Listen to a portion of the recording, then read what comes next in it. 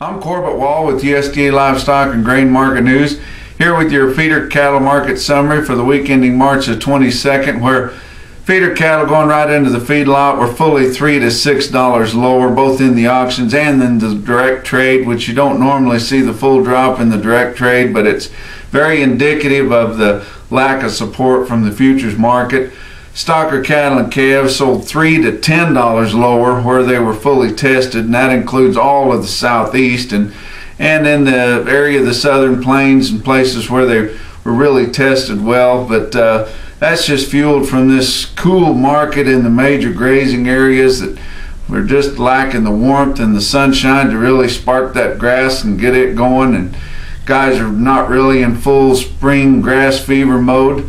Also, just because this feeder cattle market has dropped so much that most people don't believe it's going to have a quick turnaround, so they just got to readjust what they're going to give for these cattle that they're going to background.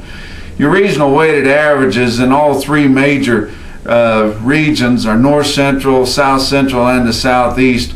All classes of feeder cattle and calves are now well within the $20 to $25 lower than the same time a year ago, which at this time a year ago we were setting all-time record highs in most every weight class on feeder cattle.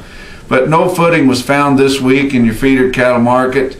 They're basically just looking at feed costs right now. Everybody's paying over $7 for corn. Any corn that they bought early is all gone now, and they've just found out they can't pay $7 for corn and try to fatten these cattle. It won't work. And if they continue to figure their break-evens on what these feed costs are right now, this feeder cattle market has a ways to go farther down, because you can't buy the cattle at today's prices and feed them the feed costs that we've had here for the last few months and make them come out anywhere close to where the board shows that these cattle are going to come out. And the board doesn't start to spark much until next fall. But a lot of these cattle are coming out. If they've been in a full tenure over 130 days or more, these cattle are having a $750 feed bill per head. You figure that back to what they cost, and these losses are really mounting. We had a cattle on feed report this Friday. It continues to show how these numbers are just dropping off. Your March 1st cattle inventory on feed was just 93% of a year ago, which was just about what they expected. Your fed cattle marketings going out the other end of the feedlot was also 93%, which was about what they expected. But your February placements were 86% of a year ago.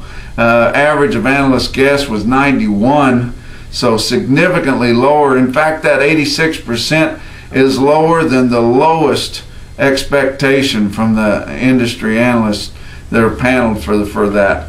But not very many cattle movement. But at this time you've got real tight availability of feeder cattle and light demand, which you just don't normally see. But the feed costs and the lack of support from the cash fed cattle market is really just messing up your normal economic plan here. But just like the cattle feeders have seen that you can't feed $7 corn to cattle, your cow-calf producers are seeing that. A lot of them running out of feed. They're having to buy hay. The price varies widely, but a lot of guys are paying well over $100 for a round bale. You can't hold a herd on $100 round bales. You might be able to get to spring right now through the end, but you don't want to make a habit out of that. But what we really need is rain, lots of it, warm weather, lots of it. It's supposed to be spring, but we have yet to see that. You get very much north of I-40, and it's just cold and cloudy every day. We have yet to see this grass really spark. Your Flint Hills have had some moisture. They haven't had any warm weather yet. We've got another snowstorm scheduled to come across this weekend.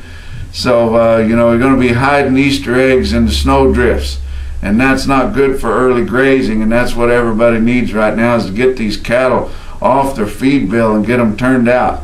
Fat cattle this week, $1 to $2 lower from 124 to 125 and a half, $3 lower, 198 dressed.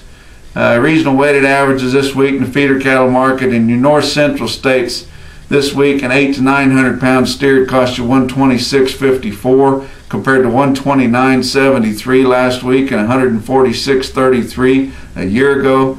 Down in the south central states, a 6-weight steer cost you $145.03 compared to $147.66 last week and $167.16 a year ago.